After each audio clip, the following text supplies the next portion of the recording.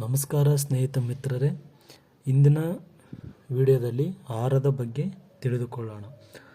ಈ ಮನುಷ್ಯ ಬದುಕಲು ಗಾಳಿ ಮತ್ತು ನೀರು ಎಷ್ಟು ಮುಖ್ಯವೋ ಅದೇ ರೀತಿಯಾಗಿ ಆಹಾರವು ಕೂಡ ಪ್ರಮುಖ ಪಾತ್ರವನ್ನು ವಹಿಸುತ್ತದೆ.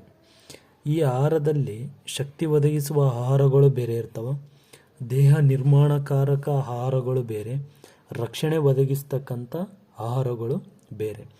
ಈ ಶಕ್ತಿ ಒದಗಿಸುವ ಆಹಾರದಲ್ಲಿ ಏನು ಬರ್ತೈತೆ ಅಂದರೆ ಕಾರ್ಬೋಹೈಡ್ರೇಟ್ಗಳು ಮತ್ತು ಲಿಪಿಡ್ಗಳು ಅಂತೇಳಿ ಹೇಳ್ತೀವಿ ನಾವು.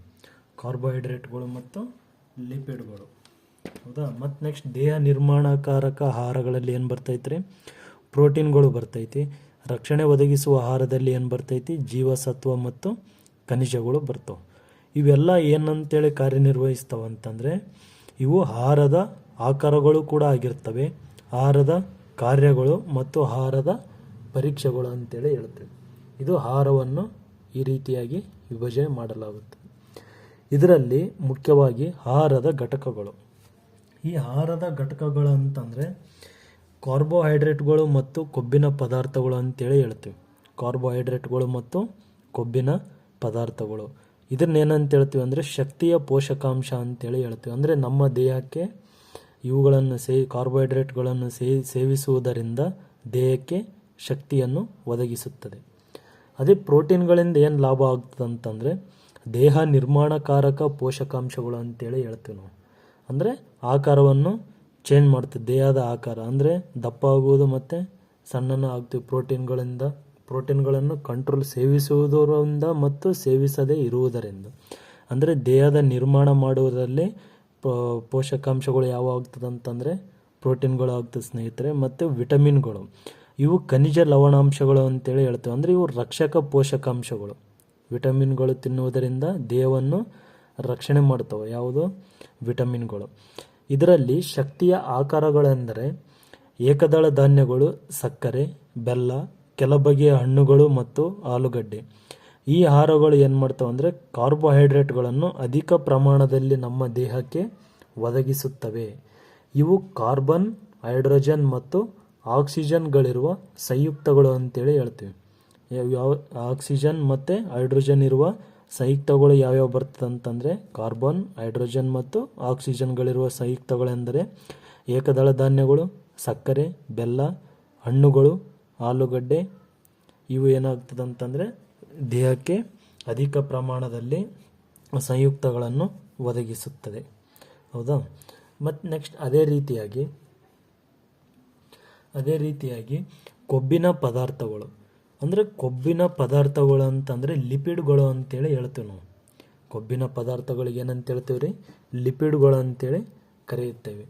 ಈ ಲಿಪಿಡ್ಗಳು ಅಥವಾ ಕೊಬ್ಬು ಯಾವ ಆಹಾರದಲ್ಲಿ ಜಾಸ್ತಿಯಾಗಿ ಕಂಡು ಬರ್ತದೆ ಅಂತಂದರೆ ಎಣ್ಣೆ, ಬೆಣ್ಣೆ, ತುಪ್ಪ ಮತ್ತು ಮಾಂಸಗಳು ಹಾಗೂ ಎಣ್ಣೆ ಬೀಜಗಳು ಅಂತೇಳಿ ಹೇಳ್ತೀವಿ. ಉದಾಹರಣೆಗೆ ಶೇಂಗಾ ತಗೋಬೋದು, ಹೌದಾ. ಮತ್ತು ಬಾದಾಮಿ.